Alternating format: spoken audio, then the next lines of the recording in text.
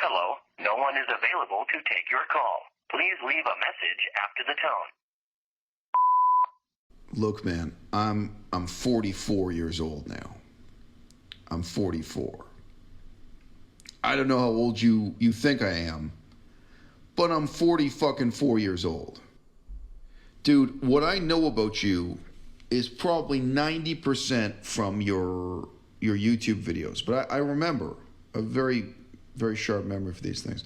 And maybe 10% was shit you said to me directly. I know, you and I never talked at length, but you said a few things to me. And again, I remember that. It shapes my understanding of you. But 90% was stuff you said publicly in YouTube videos. Look, I know because you fucking told me when you first got involved in veganism, it's because you wanted to have a second youth. You wanted to fucking regenerate yourself physically. You wanted to get in shape. You wanted to be a guy who could go shirtless at the fucking beach. All right? Like, you haven't forgotten that. And you're not so fucked up that you can't admit that to yourself mentally. Dude, I just had coronavirus again. And I was bedridden as a motherfucker. I got a new variant. This is at least my third time. I would say it's my fourth time having coronavirus. That was back when I made the trip to Thailand. So probably in the airport I got it, or on the airplane. You never fucking know, right? Bedridden ill. Fucking terrible symptoms. Fucking terrible fever. It was all the way real coronavirus. Zero exercise for a fucking month. All right?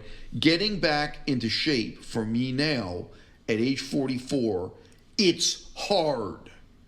And it's harder at 44 than it was at 34 or 24. It's hard and it's fucking suffering and it's sorrow and it's misery.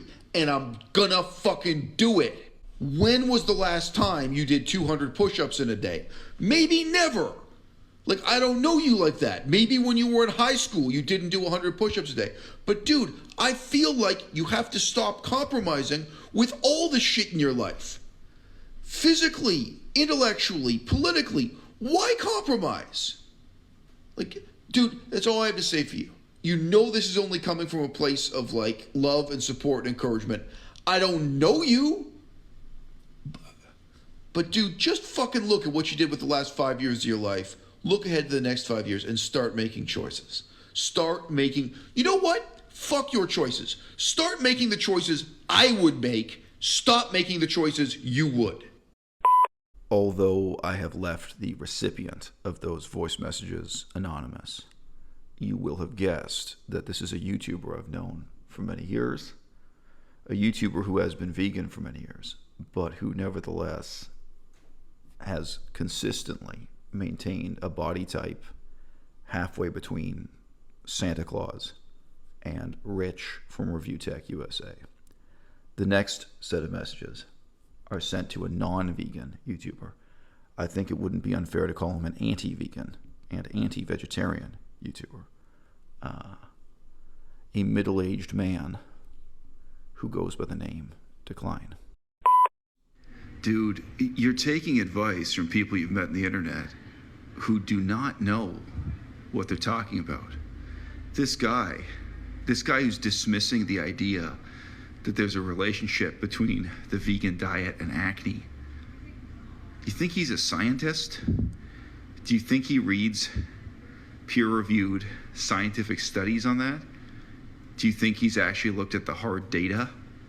Do you think he has any understanding of the etiology of the type of acne you have, which is very clearly non-cystic acne? Dude, these people gave you the worst possible advice in terms of both diet and exercise. Now, you didn't realize that, but I did. When I talk about these things publicly on my YouTube channel, I have to be entertaining. You know, like I couldn't just make a video going through in a boring way, like looking at your workout tape and telling you what you're doing wrong. And, you know, nevertheless, in an entertaining way, what I was saying, it still was useful for you to hear if you're willing to hear it. You know, improving your appearance by 10% or 20%, it's worth doing. Go for it. I just am saying, don't kid yourself that it's going to be a 100% transformation or something. And in your most recent video, you're starting to be honest about that. You're starting to realize that the vast majority of people are not capable for one reason or another. It's not always genetics, but the vast majority of people are not capable of this type of extreme physical transformation through weightlifting, through weight training. Now, in my case, you mentioned I have, 2,400 videos. I have a huge number of videos. You can actually just click around my videos and see what I look like at my fattest and at my thinnest, at my most muscular and at my least muscular. Because my point is, over the last 8 years, there's been variation. I know this is not this is not interesting to you, but I just say, if you wanted to, you could make that comparison. I'll tell you something. During the periods of time when I was the fattest, when I was the most out of shape, I had crazy numbers of women trying to fuck me. And like really gorgeous, like really perfect 10 women. And I didn't feel that, good about myself. And man, I remember the jacket I used to wear. So you know what I mean? When you're a little bit overweight, you know it, you dress a bit differently, you know what I mean? Right now, part of the reason I'm sending you these kind of positive messages about my doing 200 push-ups a day and things is that I'm going through a kind of body transformation myself. But I'll tell you, man, the difference in my appearance for me being out of shape versus being in the best shape I can be without steroids, being at my kind of biological limit. Dude, is it 10%? Is it 20%? From the perspective of women, not from my perspective when I look in the mirror, but let me assure you, from the perspective of these hoes, it is not even 10%. I can stand in the mirror and see the difference and blah, blah, blah. But I mean, one of the differences between me and you is I have a lot of women in my life now. I always have. I really talk to women. I really get their perspectives, plural. And, of course, if you're talking about Boogie 2988, if you're talking about someone who's 100 pounds overweight, 200 pounds overweight, of course, that's a different category. But for a guy like you in your situation, yes, you can work out like a motherfucker. You can get motivated in terms of diet and exercise. And it can improve your appearance by 20%. It's just not going to be the type of dramatic transformation you were talking about a few videos ago, and now already you've started to change your mind. That you have some more experience, including the experience with how much physical pain and suffering is involved. So look, if you've listened this far, thank you for listening. I don't take it for granted. But dude, most of these things involve suffering. It's suffering and sorrow and anguish and agony. And it's a real test of your strength of character. And that's one of the reasons why I'm talking to you about a vegan diet. I know you will never understand the ethics. You will never understand the ecology. You will never understand the politics of the vegan diet.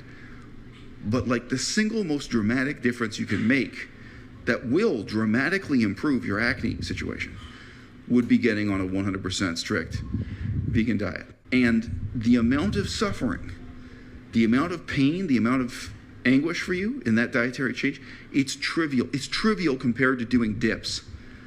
And I could see you struggling in that video, your workout video. I mean, I know you're putting in the work, but I could also see you injuring yourself, man. And you talk about this as if those injuries were like bad weather. The way we say it on the show, it's raining. It started raining. Well, dude, it's not the case that you just got injured. You injured yourself. You caused those injuries to yourself. And you have to start thinking about that and talking about that as a self-inflicted injury. Nobody is responsible for that but you.